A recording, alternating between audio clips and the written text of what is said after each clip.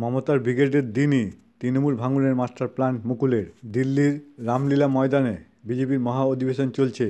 বাংলা থেকে গেরুয়া শিবিরের মুখ হয়ে মঞ্চে আবির্ভাব মুকুল রায়ের। একদা তৃণমূল নেতার এমন মেগা উত্থান দেখে চমকে গিয়েছে রাজ্য বিজেপির পোড় খাওয়া নেতারাও। চমক এখানেই থামছে না। বিজেপি সূত্রের খবর, 19 জানুয়ারি মমতার ব্রিগেডের সমাবেশের দিনই পাল্টা দিতে চলেছেন মুকুল রায়। রাজ্য বিজেপির সভাপতি দিলীপ ঘোষ, জাতীয় সম্পাদক রাহুল সিনহা থাকা সত্ত্বেও বক্তা হিসাবে মঞ্চে উঠলেন মুকুল রায়। 2017 সালের নভেম্বরের শুরুতেই গেরুয়া শিবিরে নাম লিখিয়েছিলেন মুকুল। সেই মুকুলই তুলে ধরলেন পশ্চিমবঙ্গের বর্তমান অবস্থাটা। শাসক দলকে নিশানাও করলেন তিনি। মুকুল রায়ের ভাষণ জুড়ে ছিল রাজ্যে তৃণমূলের হিংসার রাজনীতি। ফলে প্রশ্নটা উঠে আসছে, আরও বড় দায়িত্ব কি মুকুল রায় পেতে চলেছেন? রাজ্যে সর্বোচ্চ পদে কি বিরাজমান হতে চলেছেন একদা তৃণমূলের চাণক্য? রাজ্যে লোকসভা ভোটের দায়িত্বে রয়েছেন মুকুল রায়।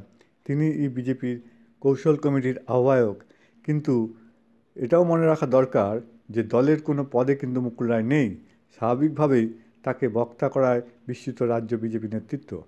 কানাঘুষে এও শোনা যাচ্ছে যে 19 জানুয়ারি মমতার ব্রিগেডের দিনই বড় চমক নিয়ে হাজির হতে পারেন মুকুল রায়। চমকটা কি হতে পারে সেটা এবারে জেনে নিন। 19 জানুয়ারি ব্রিগেডে সমাবেশ করতে চলে তৃণমূল কংগ্রেস। লোকসভা ভোটের আগে ব্রিগেডের সভায় দেশ জুড়ে বিরোধী নেতা নেত্রীদের হাজির করাবেন মমতা বন্দ্যোপাধ্যায়। এটা মোটামুটি সবার জানা আছে। মোদী বিরোধী জোটের হাওয়া আরও জোরালো করে তোলাই লক্ষ্য তৃণমূল নেত্রীর। কিন্তু মমতার প্রচারের আলো কেড়ে নিতে মরিয়া মুকুল রায়ও। সেদিনই তৃণমূলে ভাঙন ধরানোর জন্য পরিকল্পনা করেছেন তিনি।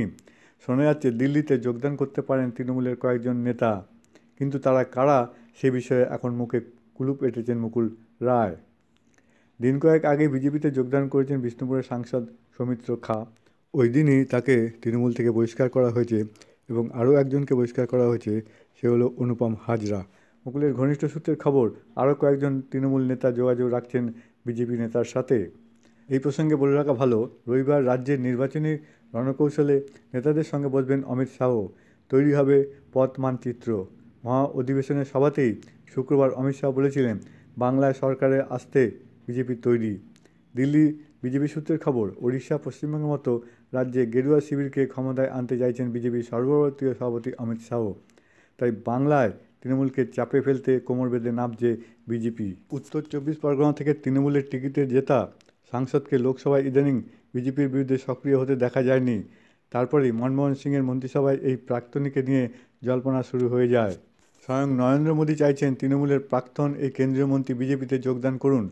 প্রধানমন্ত্রীর ইচ্ছেকে মর্যাদা দিতে বিজেপির নেতা মনোজ তিওয়ারি আসরে নেমেছেন। তাছাড়া গুজরাটের একটি বণিক মহলের কর্তারাও বর্তমান সাংসদকে বিজেপিতে যোগদানের কথা বলেছেন। চলতি মাসেই তৃণমূলের সাংসদের সঙ্গে বিজেপির এক কেন্দ্রীয় সম্পাদকের সঙ্গে আলোচনা হবে। তারপরেই তার পদে আগমনের দিনক্ষণ ঠিক হবে বলে সূত্রের খবর। যারা প্রথমবার চ্যানেলটি দেখছেন তারা প্লিজ সাবস্ক্রাইব করবেন আরও নতুন নতুন এবং নানান ধরনের ভিডিও দেখার জন্য। ধন্যবাদ।